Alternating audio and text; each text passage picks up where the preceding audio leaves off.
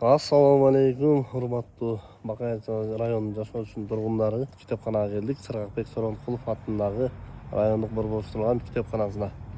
Мен Кенжелиев Азамат, жергиликтүү кеңеш депутатымын.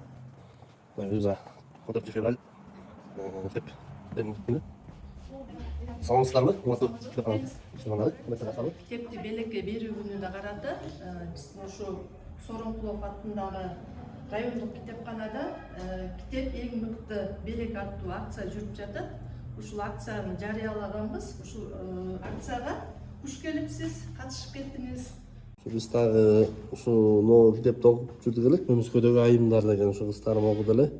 Ушуну биз мияка тапшырып кетебиз. Чоң рахмат. Ооба, ушул жерден бир китепти тандап алыңыз. Бул жакта кыздар жазып берет. Эскедит. Устаттык өнөр дейт ушул китепти. Бул жерде ата-энелер сиздер үчүн деген китептер бар. Ата-энелер балдарга тарбияны кандай бериш керек? Ушул жаңы жүргөн китептер бар. Ооба, жаңы түшкөн окумандардан түшкөн китептер. Бияка катайсызбы? Ооба, бул жерде кыздар жазып берет. Саламатсыздарбы? Кандай сарашсаңыз, сеңиздер. Бул китепти мен алып келип окуп кетейин да. Өзүңүздү таанышып койсоңуз. Саламатсыздар, мен Мангенбаева Мадалина. Ушул китепканада теле бөлүмүндө иштейм. Бул канча күнгө каттап Негизи китептер бизге 10 күнгө берилет. Окуман китепти окуп бүт албай калса, узатып кетсе болот да. Узатып кетүү шарттарын каралганда бизде жана ар бир китепке кымбат турган жерде каралыш керек. Бул жерде эрежелерди баарын сакташ керек. Ушул жерге кол койгондон кийин ошо эрежелердин баарын китепти алып келет. Кайра өтүп аласыздар. Саат жөнүндө айтыңыз. Мен Кенжелиев Азамат. Рахмат. Жана катары жогорку кеңештин депутаты Кайрылбекова Мединага кайрылып келип элек.